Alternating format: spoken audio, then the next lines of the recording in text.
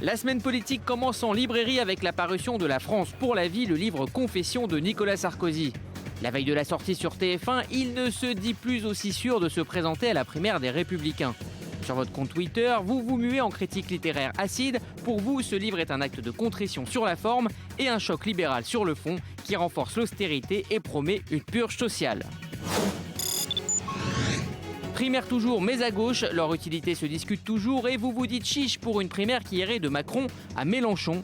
Et la vedette de cette séquence pourrait bien être Christiane Taubira qui a quitté ses fonctions de garde des Sceaux hier. Elle devient du même coup la candidate naturelle et charismatique qu'attendaient les frondeurs. Vous lui adressez d'ailleurs vos amitiés et rappelez vos combats communs comme le mariage pour tous et vous l'invitez à prendre part aux futures batailles.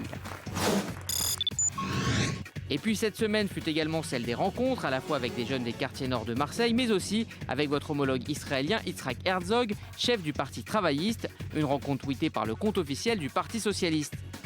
Au programme de l'entrevue, nécessité de relance du processus de paix, nouveau terrorisme, mais aussi inégalité sociale en Israël. Le social, un des grands sujets de la semaine écoulée avec cette grève générale dans certains secteurs de la fonction publique, chez les agriculteurs mais aussi chez les taxis. Ils protestent contre la concurrence jugée déloyale des chauffeurs de VTC Uber. Votre compte Twitter est cette fois-ci resté silencieux, tout comme celui du Parti socialiste. Même discrétion sur la visite du président iranien Hassan Rouhani, venu démarrer une relation nouvelle avec la France et l'Occident à Paris. Une réception officielle et avec les honneurs qui n'a pas manqué de faire réagir les internautes qui, eux, ne se sont pas privés de dénoncer le tapis rouge déroulé au président iranien.